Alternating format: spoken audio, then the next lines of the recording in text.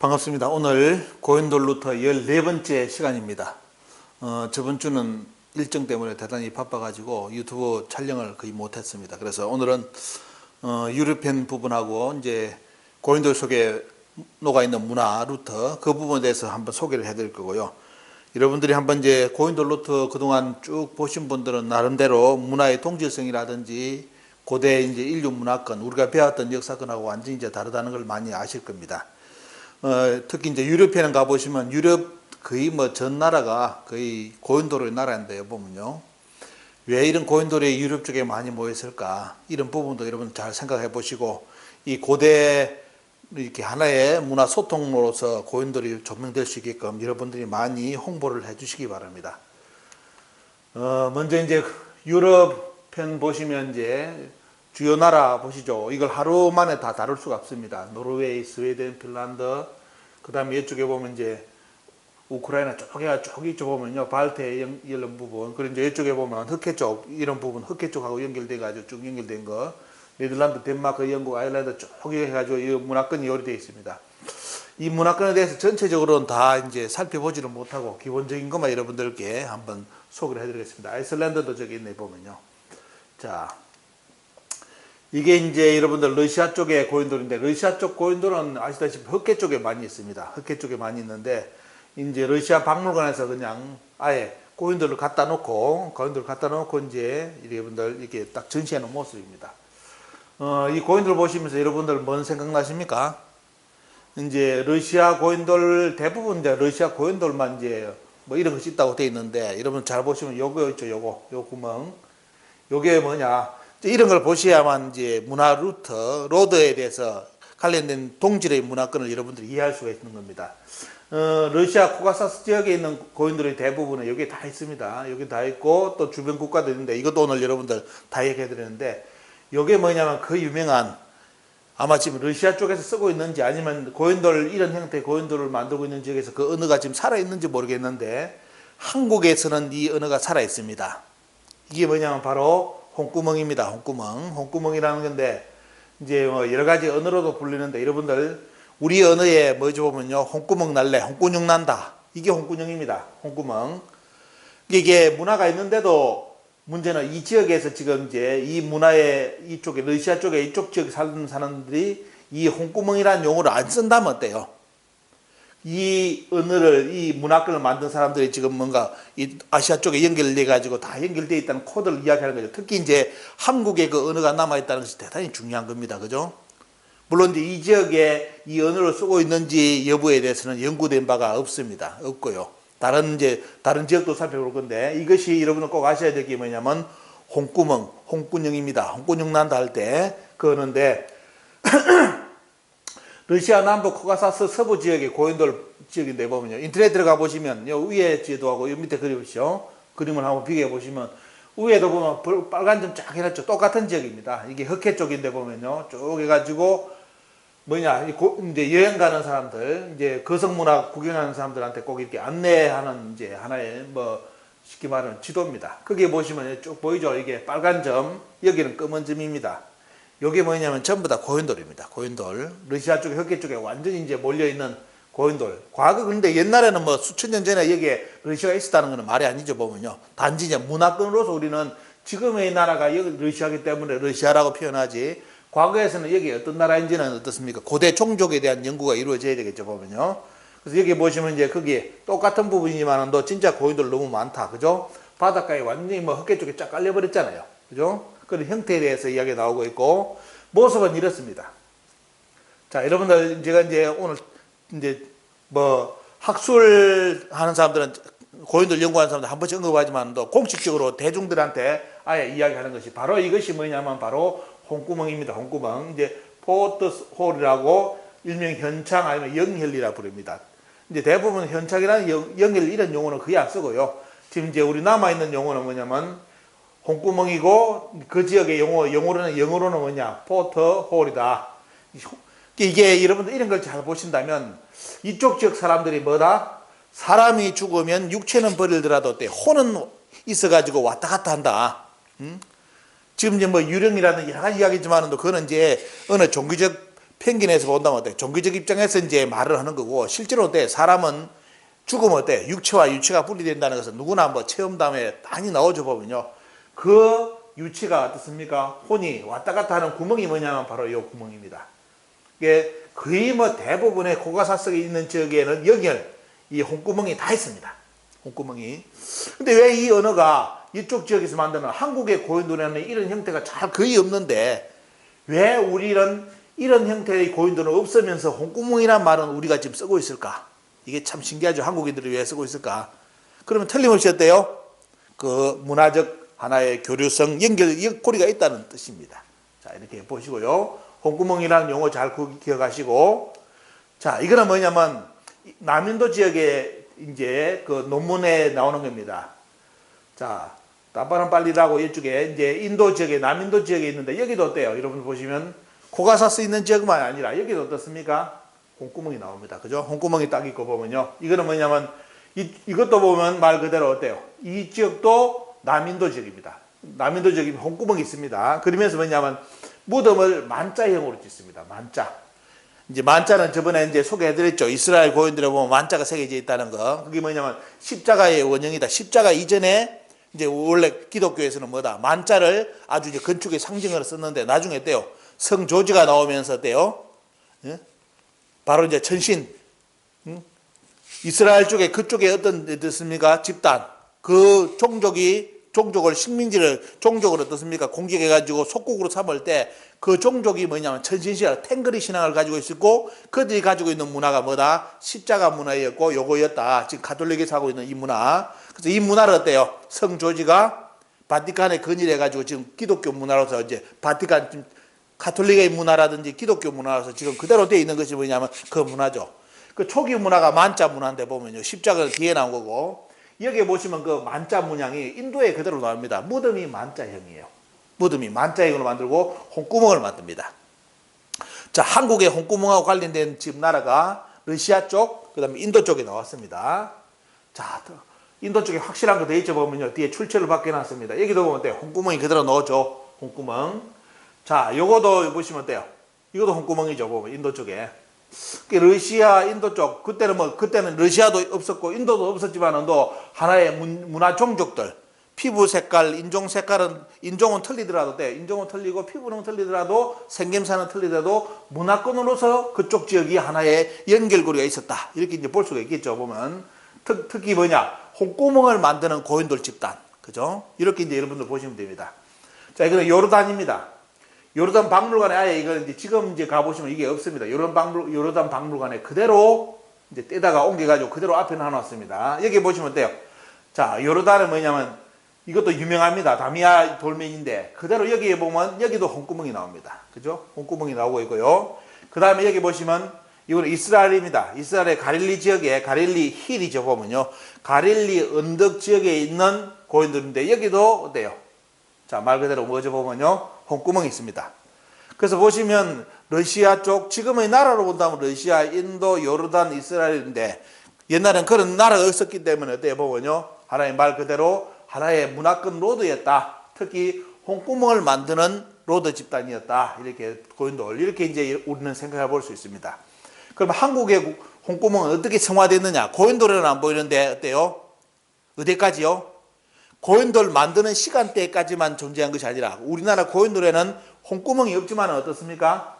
그게 하나의 조상 숭배 어떻습니까? 조상을 숭배하는 문화, 돌아가시면 신이 된다. 그래서 그 혼을 모시는 어떻습니까? 그 문화권에서 연결되가 어디까지 보면요. 지금까지도 홍구멍을 씁니다. 이게 뭐냐면 여러분들 아시는 신주입니다. 한국의 신주 모시고 구멍을 내놨죠. 이게 홍구멍입니다. 홍구멍.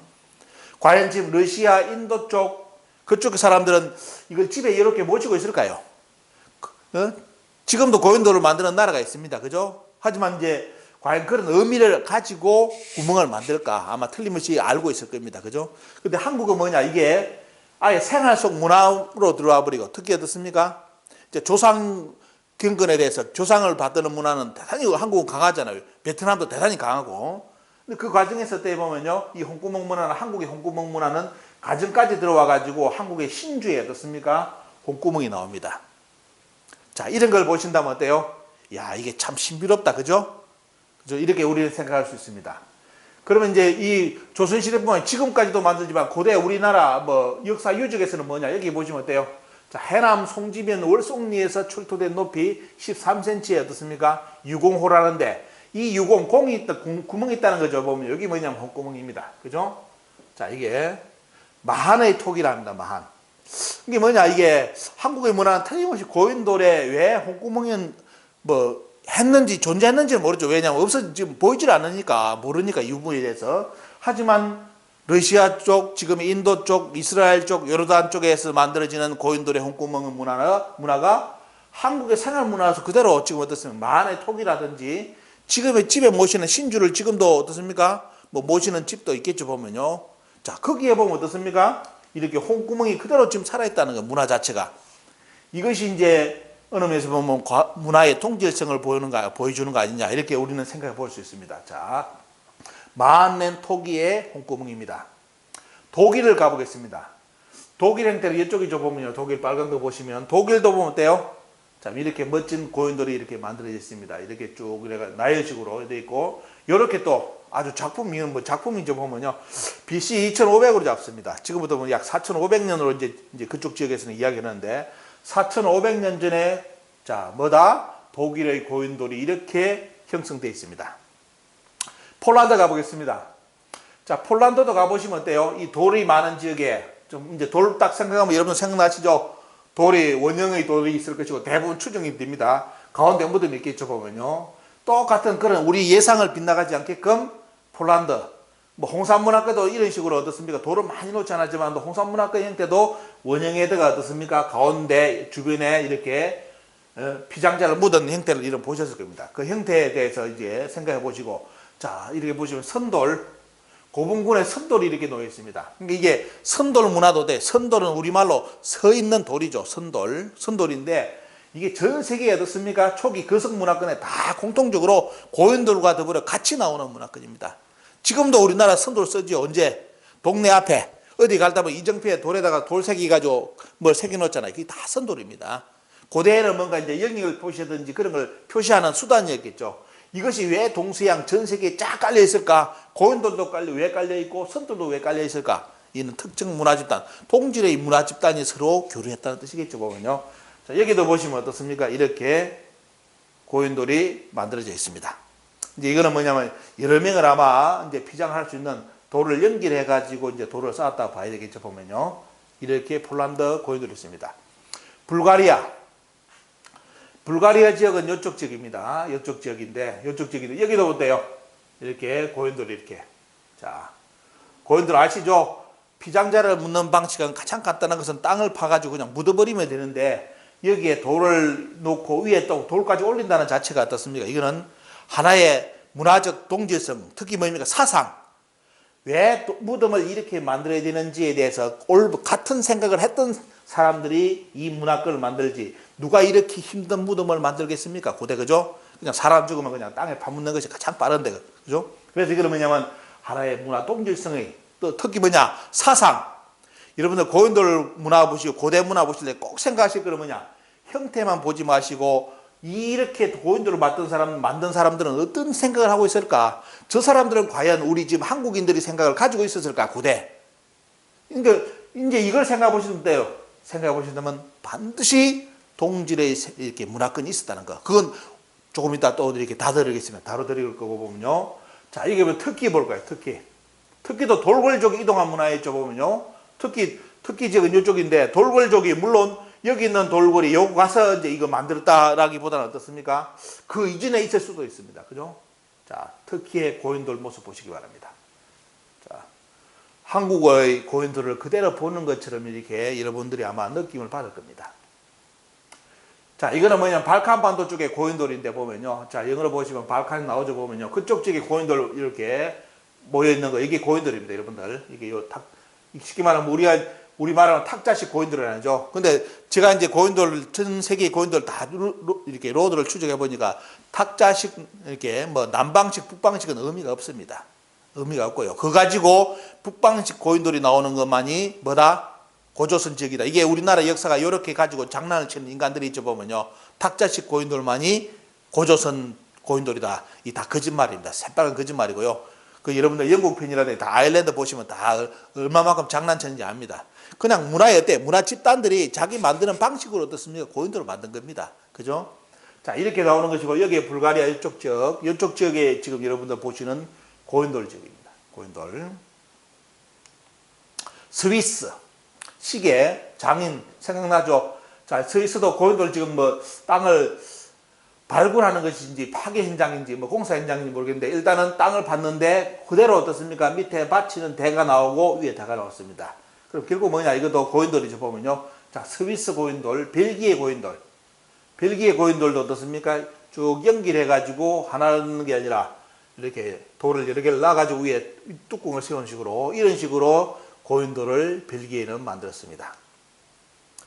자, 영국의 스톤헨지. 여러분들 스톤헨지는 여러분들 아시다시피 어떻습니까? 이게 최초의 천문대다. 그죠? 최초의 천문대라고 알려져 가지고 지금까지 뭐냐면 우리나라 천문 과학하는 사람들이 뭐냐? 경주 첨성대를 드러내지를 못했어요. 왜? 요게 가장 오래된 천문대라고 주장하는 바람에 어떻게 해요? 진짜 멋진 천문대를 가지고 있는 그래도 남아있는 가장 원형이 남아있는 세계 최고의 천문대인 경주의 천문대를 감히 누가 나서가지고 지금도 말을 하지 않습니다. 하지만 여러분들 그동안 스톤헨지에 대한 연구가 많이 이루어졌습니다. 스톤헨지에 대한 연구가 많이 이루어져가지고 여기에 대요 요쪽 지역을 다 발굴해 봤습니다.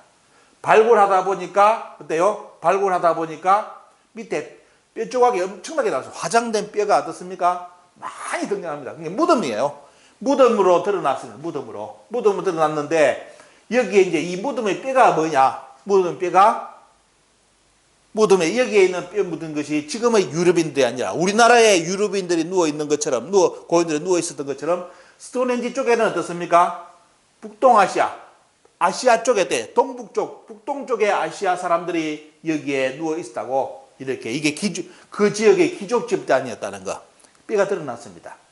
혹 간혹 어떤 분이 그런 주장을 하는데 여기에 한국의 고인돌을 가져갔다고 주장하는 분이 페이스북에 있는데요. 여러분들 잘 아셔야 될 게 그냥 혹 해가지고 우리나라 옛날 사람들이 저 영국까지 진출했다. 기분 좋은 소리죠. 하지만 여러분들이 고고할 때는 항상 주의하셔야 됩니다.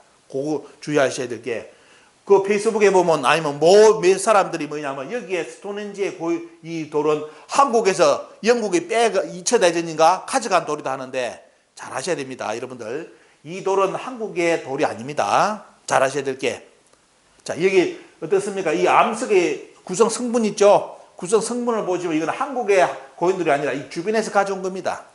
근데 고고학은 이렇게 무서운 거예요. 그냥 대고 믿어버리면 좋겠지만 어때요? 고고학은 하나 검증을 다 해야 됩니다. 점재인 신사비, 한사군이 평양에 있다는 걸 주장한 게 있어서 점재인 신사비까지 조선 총독부에서 옮겨놨잖아요. 그러면 뭘 봐야 됩니까? 이 점재인 신사비가 뭐죠? 주변 암석하고 동일의 암석인가를 먼저 봐야 되겠죠. 틀리다면 어떻습니까? 가져온 거죠. 그래서 점재인 신사비를 보니까 뭐다? 주변 지역의 암석의 연대기하고 틀려요. 형성 연대기하고. 그럼 뭐다? 이거는 다른 지역에서 가져온 것이다. 그래서 손보기 선생이 뭡니까? 돌아가신 손보기 교수. 그분이 뭐냐면 점재인 신사비는 자기가 가보니까 어디에? 인터뷰한 건 다음에 아마 제가 보여드렸는지 모르겠습니다. 당군조선 마사서에. 갈석산에 가보면 그 점재인 신사비를 떼놓은 그 돌을 깎아낸 터가 그대로 있다는 겁니다. 그 돌을 떼와가지고 평양에 그쪽 갖다 놓고 어떻습니까? 여기가 한사군 지역이다. 그렇게 조선 총독부에서 주장한 건데, 그죠? 이걸 손보기 선생이 인터뷰를 한 내용이 있습니다. 그런데 우리나라 젊은 학자라는 교수라는 아들이 나서가지고 뭐죠? 그게 아니다. 진짜라고 이거는. 웃기는 겁니다. 고고학을 모르고 장난이 어때요? 국민들을 가지고 우롱하는 그런 사람들 보면 그거는 다 잘못된 겁니다. 그래서 이게 여러분들 혹시나 유의하실 게 나중에 후폭풍을 안 당하시려면 어때요? 공격을 안 당하시려면 이쪽 지역의 암석에 대한 성분에 대한 분석은 여러분들 자료 다 나와 있습니다.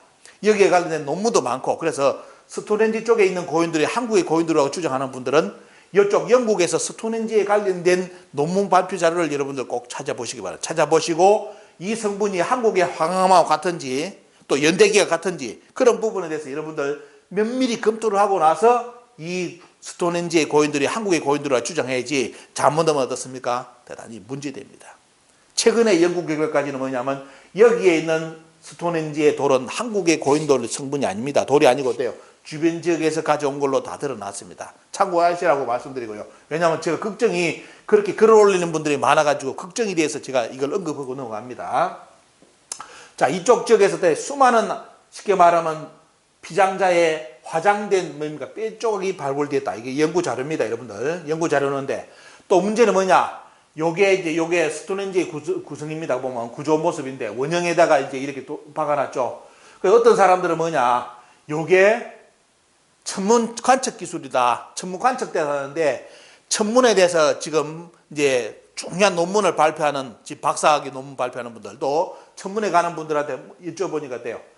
자, 고대 천문에서는 가장 중요한 게 뭐냐? 지금도 가장 중요한 것이 네 가지입니다. 뭔지 아시죠? 자, 서경이라든지 보시면 그런 부분에도 이제 요임금 때, 순임금 때 그런 기록이 나오죠. 보면요. 나오고 우리나라는 어떻습니까? 환단국이라든지 뭐 규원사는 저 뒤에 나오는데 실제 이런 우리나라의 고조선, 단군조선의 천문대 시설은 어떻습니까? 단군조선 이전부터 있었습니다. 근데 이 환단국이라든지 규원사 보니까 그게 그런 기록이 뒤에 나오더라고요. 저 뒤쪽에 이제 단군에 대해서. 하지만 어떻습니까? 나중에 이제 서경이라든지 그걸 읽어보면 단군조선에서 벌써 요임금 이전에 천문 관측 시설을 가지고 있다는 그 문구가 서경에 등장을 합니다. 그걸 이제 찾아내는 분이 중요하죠, 보면요. 자, 그거이 나오는데, 자, 그러면 어때? 거기서도 나오는 게 뭐냐? 옛날에 천문이라는 것은 가장 중요한 것은 뭐 때문에? 할 일 없어, 별 볼 일이 없어가지고 별을 보는 사람들이 아닙니다. 옛날 사람들. 그죠? 할 일이 없어가지고 별 볼 일이 없어서 별을 보는 게 아니라 옛날에 천문 관측에서는 오로지 가장 큰 목적은 뭐냐? 뭐 있겠습니까? 농사입니다. 농사. 그죠? 농사를 지어야 되기 때문에 농사의 시기를 반드시 봐야만 어떻습니까? 농사를 그대로 씨를 언제 뿌리고 언제 거두들여야 될지를 압니다. 그게 옛날에 천문의 가장 큰 어떻습니까? 목적이죠. 그 나머지는 어떻습니까? 배를 타는 가는 사람들은 배 방향성을 위해서 뭐 북극성, 북두칠성을 알아야 돼요. 이런 그런 기본인 것처럼. 하지만 원래 농사에서 가장 기준은 뭐죠? 기준에서는 꼭 네 가지를 알아내야 된다는 거. 천문에 쉽게 말하면 작대기를 꽂아놓고 큐를 꽂아놓고 어떻습니까? 해의 길이가 짧아지고 늘어지고 하는 그거. 거기서 네 가지 포인트가 나오는데 뭐냐? 바로 뭐죠? 춘분점과 추분점, 동지와 하지입니다. 이 네 가지를 어때요? 네 가지를 반드시 측정해야만 고대 천문시설에 대해서 나름대로 천문시설이 있었다고 나오는데, 자, 여기는 이게 어때요? 스톤헨지 천문, 우리가 말한 천문대는 어떻습니까? 과학자들이 이야기하는데, 우리나라 천문가들도 이야기하는데, 이건 어떻습니까? 그 중에 맞다면 한 개 정도가 맞지, 어때요? 세 개를 잡아내지 못합니다. 그러니까 동지하고 하지를 잡아내야 되고, 춘분점과 추분점을 잡아내야 되는데, 이 스톤헨지 시설은 그 시설이 없다는 겁니다. 그냥 끼 맞춘다면 어때요? 하나가 맞는 정도. 그 정도이기 때문에 어때요? 자, 이거는 밝혀진 스톤헨지는 뭐다? 고대 천문대가 아니라 뭘로 보면요? 고대 귀족들, 그쪽 지역을 다스리는 왕들, 귀족들의 무덤으로 드러났습니다. 신라를 보겠습니다. 신라의 별을 보신다면 이게 첨성대죠. 자, 첨성대를 주변으로 이게 뭐 나옵니까? 보면 자, 이렇게 나오죠. 하늘의 별자를 따라서 궁궐과 왕릉을 배치했다. 옛날에 보면 20 이제 어떻습니까? 28수 아마 이런 보셨을 겁니다. 이제 별자리 돌아가는 거 황도대 이야기하면서. 그래서 뭐냐면 신라가 참 이게 천문 시설이라는 것은 대단히 중요한 것은 뭐냐면 여기서 천문을 관측해 가지고 뭐다? 그 위치대로 어떻습니까? 궁궐 그걸 배치했다는 겁니다. 위에는 뭐가 그려져 있죠? 저번에 말씀드린 것처럼 자, 첨성대 위에는 뭐다?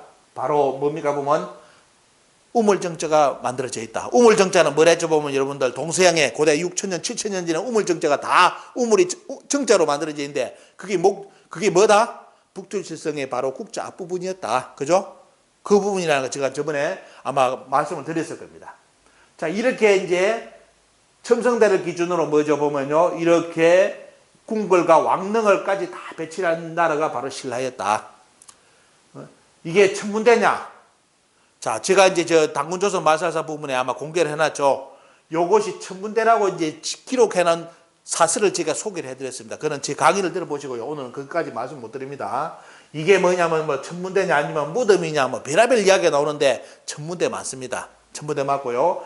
요거 몇 단으로 쌓았는지 오늘 제가 말씀드리고, 그건 다음에 이제 특별한 제가 말씀드리고, 왜 사각형을 끄고 여기다 왜 이렇게 단을, 이 단수도 의미가 다 있습니다. 이 첨성대를 쌓았던 그 임금이 어떻습니까? 몇 대 임금이냐, 그런 관계성하고 그 다음에 안에 백돌 숫자, 이게 전부 다 왜요? 이치를 가지고 만든 겁니다. 그래서 이런 걸 보신다면 경주 첨성대, 이게 첨성대라는 게 뭐죠 보면요, 참 세계 최고의 천문대라고 이제 자부할 수 있는데, 한국은 요 이야기만 바로 뭐 나옵니까? 국뽕 유사사기라고 공격하는 놈들이 있죠. 그 놈들 때문에, 그 놈들이 이상한 놈들입니다. 뭐 그런 놈들 때문에 돼요. 이런 말도 함부로 안 하랍니다, 지금 한국에서는. 아니, 우리 자긍심을 하는 게 국뽕이고 뭡니까 보면 유사사기입니까? 그런 놈들이 역사학을 한다고 앉아가지고 좀 저렇게 기존의 틀을 잡고 있는데 보면요, 또 아리를 틀고 있고. 자, 이거는 영국의 고인돌입니다. 자, 여러분들 영국의 고인돌은 영국 쪽 볼까요? 영국은 이쪽입니다. 영국에서는, 자, 영국의 고인돌 보시면 돼요. 아주 예술미가 뭐 쫙 바로 서 있죠 보면요. 그리고 또 중요한 게 뭐냐면, 자, 고분군 보겠습니다. 자, 이런 고분군이 있고, 나중에 고인돌이 어떻습니까? 고인돌 후기에 나오는 것이 뭐냐면 적석, 강계토항처럼 어떻습니까? 돌을 쌓는 형태고, 또 어떻습니까? 또 형태가 이런 형태죠. 그 다음 나오는 형태가 이렇게 흙을 덮는 문화인데, 여러분들 지금 이 고분군은 보자마자 아마 생각나면 요거하고, 돌을 중간중간 이렇게 크게 넣는 거, 요거 딱 보자마자 뭐 생각나요? 한국 고분 생각나죠? 한국의 고분군하고 똑같은 고대 고분군이 영국에 이렇게 있습니다. 영국에. 자, 이것도, 이 문화권도 동질성이고, 이 무덤도 쌓는 사람들이 동질의 무덤에 대한 사고를 가지고 있었다는 거. 이게 참 신기한 거 아니에요, 보면요. 한국인들이 가지고 있는 그 사고를 고대 영국인들이 그대로 가지고 있었다. 그죠? 이게 중요한 겁니다. 스웨덴입니다. 스웨덴은 이쪽입니다. 자, 스웨덴 고인돌 보십시오. 자, 이렇게 이제 무덤이 그대로 나와 있죠, 보면요. 자, 스웨덴 고인돌. 자, 이게 프랑스입니다. 그래도 유럽 쪽에 가장 많은 고인돌을 보유하고 있는 나라 중에 하나가 중요한 것이 이제 프랑스인데, 자, 프랑스 고인돌 보십시오. 자, 규모도 이 사람하고 비교해 보시면 크죠? 크고 이런 고인돌도 있습니다. 옛날에 기념 뭐 사진 보시면 우표 찍을 때 고인돌 옆에서 이렇게 사진 찍어 가지고 냈습니다. 한국의 고인돌 기념 우표 몇 장 나왔을까요? 이 나라 사람들 옛날부터 고인돌을 가지고 참 신기하고, 옛날의 문화가 너무너무 신비로우니까 자기들 조상 무덤이니까 어떻습니까? 이렇게 옆에서 기념사진을 찍어가지고 우표까지 제작했습니다. 한국의 고인돌은, 고인돌 우표, 과연 옆에 이렇게 우리 국민이 모델이 돼가지고 찍은 사진이 고인돌이 있는지 모르겠습니다. 한번 찾아보시기 바랍니다. 이거는 프랑스의 선돌입니다. 선돌, 돌 세운 거 보이죠? 한국하고 다른 문화 집단이 아닙니다. 동질의 문화 집단이었고요. 자, 무덤 보겠습니다. 자, 돌, 이런 형태의 뭡니까?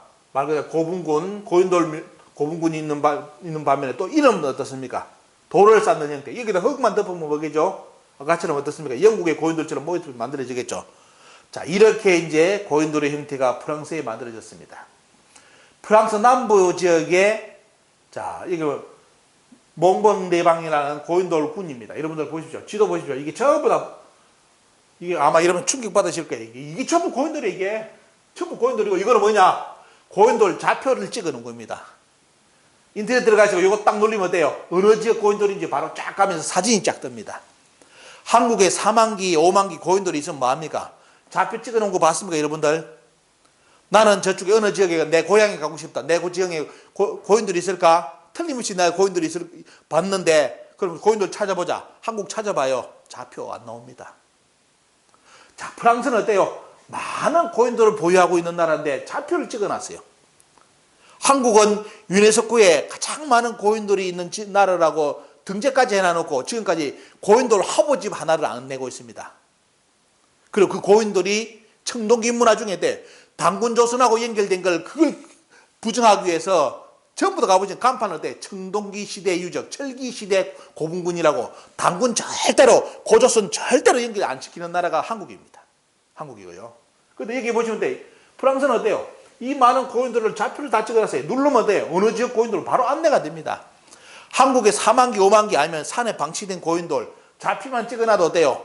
누가 그거 들고 가서 정운의 돌로 꾸밉니까? 역사 정신이 잃어버리는 이게 허리멍텅해지니까 어떻습니까? 그 유네스코에 그 많은 고인돌 등재해 놔놓고 후속 작업이 안 이루어지고 있다는 거. 좌표를 찍어놔야 국민들이 가가지고 어디 갈 때 이 코스에 이게 고인돌이 있었지. 보면서 갈 수 있을 거 아닙니까? 왜 그런 거 안 합니까? 고인돌 박물관 지어놔놓고 뭐 하고 있습니까 지금? 자, 이게 프랑스 지역에 여러분들 나타나는 유행의 고인돌입니다. 자, 이런 고인돌이 쭉 있죠. 이제 여기는 뒤에를 막은 거. 자, 이 막은 거하고 차이점이 뭐냐? 뒤에 막은 거는 어때요? 대부분 피장자를 뭐다? 여기에 두었을 가능성이 높고요. 이 앞뒤가 튄 거는 어떻습니까? 피장자가 땅 밑에 있을 가능성이 대단히 높습니다. 이렇게. 이런 구분 좀 보시고, 한국의 고인돌도 이게 원래 이게 부분이 많은데 많이 파괴된 부분도 많고요. 자, 여러분들 보시면 이렇게 뚫린 고인돌도 있고 뒤에 막힌 고인돌도 있다. 이 차이점 여러분들. 이게 프랑스에 지금 있는 고인돌의 형태입니다. 신비롭죠? 한국을 보는 느낌입니다. 이탈리아입니다. 자, 이탈리아 성화 속에 돼요. 성화 속에, 성화 아시죠? 성화. 이제 종교의 그림인데 거기에 고인돌 어떻습니까? 고인돌 위에 가가지고 나무 이파리를 채취하는 모습을 그림을 그려놨습니다. 이게 고인돌입니다. 신비롭죠, 이게. 이탈리아는 장화의 나라, 장화죠, 장화. 큰 장화라고 이제 이런 거 아시죠, 보면요. 자, 여기에 어떻습니까? 올라가가지고 나무 이파리를 채취하는 모습. 저게 성스러운 그림이 돼가지고 저렇게 올려놨습니다. 아마 이 나무는, 결국 이 나무는 여러분은 뭘로 생각납니까? 신단수문하고 연결된 고리라 봐야 되겠죠. 그죠? 그래서 이런 걸 가지고 옛날에 뭐 이렇게 월계관을 만들어 머리 쓰는 옛날 그런 문화도 있었지 않습니까? 그런 것처럼 다 연결되는 아마 연결고리일 겁니다. 여러분 한번 보시고요. 자, 이탈리아. 자, 이탈리아에 여러분들 참 충격적인 사진 하나가 제가 이걸 찾아내가지고 이게 이 100만 불짜리다 했는데 여기 보시면 고대 원형 문화를 그대로 대부분의 형태를 그대로 간직하고 있는 데가 어디냐면 이탈리아 섬입니다.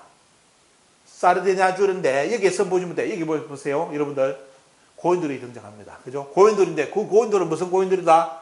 성일 별자리가 적혀 있는 고인돌입니다. 이렇게 성인이 적혀 있는 고인돌이고 옆에는 선돌이 서 있어요. 선돌. 선돌이 서 있고 그 뒤에는 어떻습니까? 제천단이 있습니다. 제천단. 한 단, 두 단, 세 단. 3단의 제천단이 형태가 만들어져 있고, 그죠? 여기다 이제 재를 올리겠죠. 하늘에 천재를 올렸을 겁니다. 자, 주변에 이제 시설이 있을 거 보면 아마 이제 그때 여러 가지 이제 준비하는 그런 시설물이라든지. 자, 이탈리아, 한국에서는 온다대요. 생각나시는 거는 저 강화도 마리산에, 그죠? 마리산에 뭐, 제천단은 기억날 건데. 근데 한국도 돼요. 그 강화도하고 밑에 고인돌은 저 밑에 떨어져 있죠. 근데 이탈리아 보시면 돼요. 제천단, 고인돌, 선돌이 종합 세트로서, 한 세트로서 이렇게 멋지게 참 만들어져 있습니다. 이탈리아. 자, 요게 뒤에서 본 모습입니다. 보십시오. 너무 신비롭죠? 너무 신비롭게 이렇게 만들어져 있는데, 뭐, 어느서 뭐 한국의 뭐 문화를 보는 것처럼 느낌이 듭니다. 이렇게 쭉 해가지고 돌을 이제 지금 뭐 발굴하면서 이제 드러난 건데, 묻혔던 것을 이렇게. 자, 그죠? 자, 선돌, 고인돌, 제천단입니다. 이것도 아마 이제 계단 숫자라든지 보면 전부 다 이게 뭐냐면 이쪽 지역 사람들이, 고대 사람들의 수리 개념. 그죠? 1단, 2단, 3단인데 2단에서 3단으로 갈 때 또 이게 계단이 몇 개냐. 이게 전부 다 그 시대 사람들이 숫자를 어떻게 생각하느냐를 드러내주는 유물입니다. 그래서 이런 연구가 이루어져야 되겠죠. 이런 연구가. 자, 이렇게 멋지게 이탈리아의 초기 문화, 고인돌과 제천당과 선돌이 종합 세트로 한 장소에 있는 모습을 여러분께 보여드립니다. 자, 여러분들 이제 어떻습니까? 유럽편 1편을 봤는데 보면요. 1편을 봤는데, 자, 이제 두 번째, 이 다음 시간이 뭐냐면 여러분들 전 세계의 피라미드를 공개를 할 겁니다. 전 세계 피라미드. 자, 제가 시작 때도 강조를 했죠. 역사를 볼 때는 뭐다? 역사의 주체는 사람이고 그 역사를 만든 사람들이 뭐죠? 보면요. 의식을 읽을 줄 알아야만 역사를 해석할 수 있습니다. 천부경 해석할 때 어떻게 됩니까? 그 시대 사람들이 어떤 수리론을, 사고를 가지고 그걸 생각했을까? 이걸 먼저 생각하는 것이 가장 기본인데 그걸 하지 않고 때요. 내가 지금 현대인이 가지고 있는 사고를 가지고 천부경을 접근하는 것은 그것도 틀렸다는 말을 못합니다. 접근법의 방법은 하나가 되는데 문제는 뭐다? 그 원형의 형태를 볼 수가 없어요. 왜? 그 시대 사람들이 지금 미분적분을 가지고 어떻습니까? 미분적분을 가지고 천부경을 논한 게 아니잖아요. 아주 1, 2, 3, 4, 5, 6, 7, 8, 90 10개의 숫자로서 인간, 천지, 만물을 다 그 80한자에 표현해놨는데 그러려면 어떻습니까? 1부터 10까지의 의미가 뭔지, 동서양 사람들이 어떤 사고를 가지는지, 무덤을 만들 때, 지천단을 만들 때 왜 9수를 만들었는지, 뭐 8수를 만들었는지, 이걸 공부를 먼저 가장 기본이 그걸 하고 와서 천부경을 공부해야지. 그거는 아예 무시하고 나는 이렇게 생각하니 맞추니까 맞더라. 이게 아닙니다. 학문은. 그건 자기 생각밖에 안 되는 거예요. 원형의 형태, 문화권을 이해하려면 반드시 가장 중요한 게 뭐다? 역사의 형태와 그 역사를 만든 사람들, 그리고 그 사람들이 가졌던 사고를 읽어내는 것. 그거 추정하는 것이 역사를 해석할 수 있는 가장 좋은 방법이지, 그러지 않고 내 기준 가지고 어때요? 내 기준 가지고 고대를 논한다? 강개토항 비문이 내 생각에 보니까 뻥이다? 그거는 정신 나간 인간들입니다. 지 생각 가지고 어때요? 생각하는 거예요. 이런 걸 여러분들이 문화를 소개해드리는 이유가 가장 큰 걸, 그걸 읽어내라는 겁니다. 그래서 이제 이 다음 시간은 뭐냐면 유럽편 2부를 다루기 전에 이제 전 세계 뭐냐면 공통문화. 아까 이제 이탈리아에 본 것처럼 이 제천문화, 초기 인류 문화에 왜 이 높은 탑의 문화가 등장하느냐, 왜 이 문화가 등장하느냐, 이걸 여러분들이 보면서 인류가 하나의 문화 코드였다는 거. 다음 강의 들어보시면 여러분들 전 세계에 종교 분쟁이 있을 수가 없습니다. 인종 분쟁도 있을 수가 없어요. 자, 다음 편 기대해 주시고 오늘 유럽편 1편은 여기서 마치겠습니다. 수고하셨습니다.